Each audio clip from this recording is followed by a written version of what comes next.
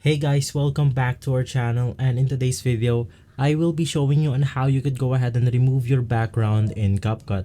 This is a step-by-step guide, so you should be able to follow easily.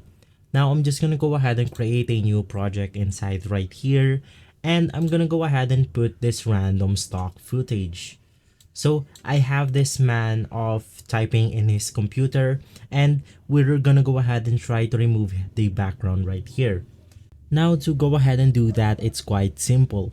Just go ahead and click on your specific clip right here. I'm gonna go ahead and click on our stock footage, and inside just go ahead and click on video, click on cutout, and inside you have your auto cutout. Just go ahead and click on the auto cutout right here, and then you will be able to see the processing loading time.